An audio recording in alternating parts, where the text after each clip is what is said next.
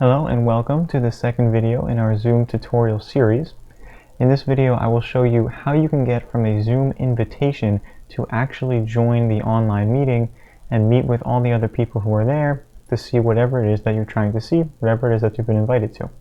So before we get started, these instructions are particularly designed for somebody using a Windows computer.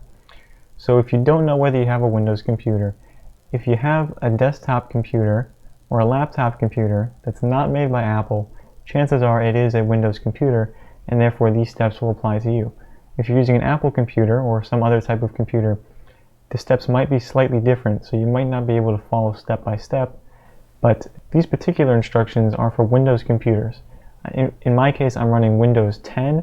You probably are as well. That is the newest version as of a few years ago.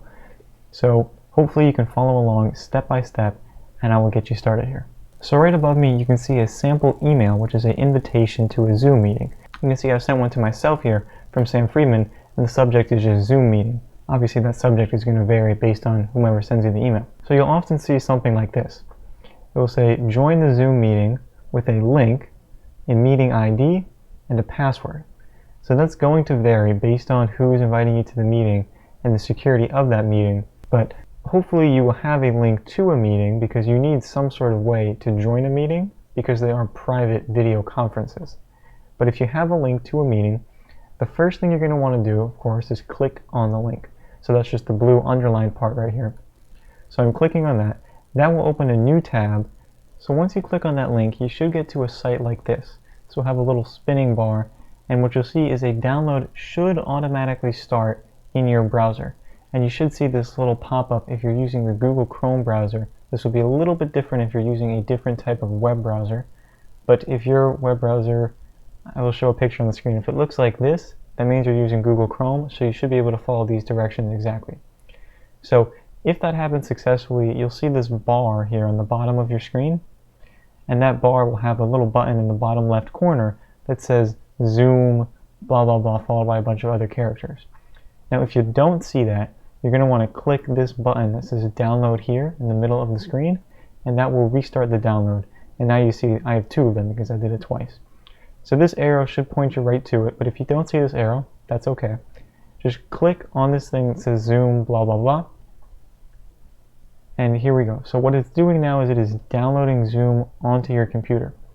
So if you're using a browser and your browser does not look like this, that colorful thing, meaning you're probably using Microsoft Edge or something, just look for a button that says run, a button that says save, or something like that. Now keep in mind you will only have to do this download process once. Once Zoom is downloaded to your computer, you'll be able to simply click a link, and I will show you exactly what that will look like in a second. If you click on the link, you will see this pop-up. It will say open Zoom ? Again, this is if you're using the Google Chrome browser, and what you're going to do is just click open Zoom. So just to be clear, if you're doing this for the first time, you won't have to do that thing where you go to the link and click open Zoom. You will get right to this screen right after you finish the last step, which was downloading Zoom. Once you click that, Zoom will begin loading onto your computer. Here you can input your name. This name will appear on the screen for the other people. So just input a name that other people will know you by.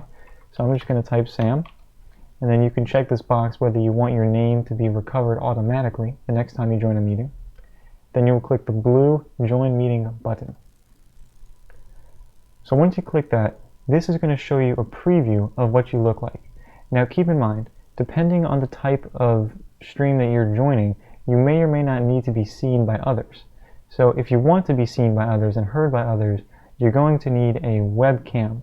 So if you have a desktop computer, you may or may not have a webcam. If you have a laptop computer, you almost certainly have a webcam because most laptop computers have those built in. However, there are many circumstances where you might just be watching a show or a presentation and it wouldn't be necessary for you to be able to be seen or to be able to speak. But keep in mind that if you do not have a webcam, people won't be able to see or hear you, but you can still see or hear the other people. So if you do have a webcam set up, you will see a video of yourself right here. The reason mine is just a gray box is because I am recording this video right now, and my video can't be in two places at once. So anyway, what you'll do is click Join with Video. That's assuming you have a webcam. If you don't, you can click Join without video. So I'm going to click that for right now, and that should connect us to the call. Then you're going to click Join with Computer Audio, and that will use the audio from your computer. So now this is what the main Zoom interface looks like. So the person you see on the big screen, that is actually the person on the other end. So I am using my cell phone here, but this is what the other person on the other end would look like.